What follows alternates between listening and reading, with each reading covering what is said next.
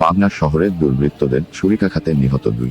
পাবনা শহরের কেন্দ্রীয় bus terminal এলাকায় দুর্বৃত্তদের ছুরিকাঘাতে মিলন হোসেন মধু 45 ও মঞ্জু প্রামাণিক 44 নামের 2 জন নিহত হয়েছে। বুধবার 4 সেপ্টেম্বর সকালে শহরের বাস টার্মিনালের হালিম হোটেলের সামনে এ ঘটনা ঘটে। নিহতরা হলেন মিলন হোসেন মধু পাবনা শহরের পূর্ব শালগাড়িয়ার মুজাহিদ ক্লাবের বাংলা বিড়ির গলির আরমান শেখের ছেলে এবং পূর্ব রাঘবপুর এলাকার নূর আলীর ছেলে। মধু পরিবহনের চাঁদা তুলতেন আর মঞ্জু অটোরিকশা চালক।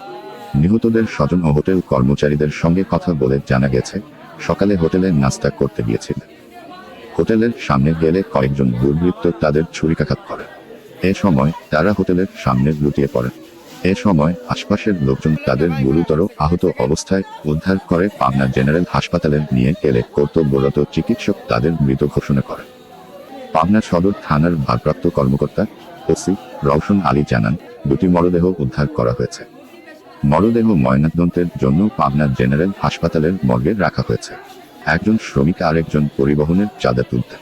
ঠিক কী কারণে এই ঘটনা ঘটছে আমরা বিষয়টি খতিয়ে দেখছি, তারপরে বিস্তারিত বলা যাবে।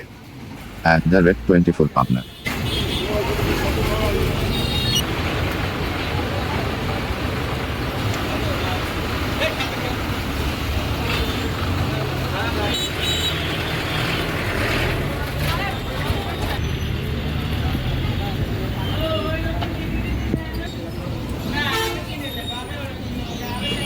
বা যাদের সাথে ঝামেলা হয়েছে এরা আগে ব্যক্তিগত শত্রুতাও থাকতে পারে। এখানে কথা কাটাকাটির একটা পর্যায়ে তারা এই কাজটা করেছে।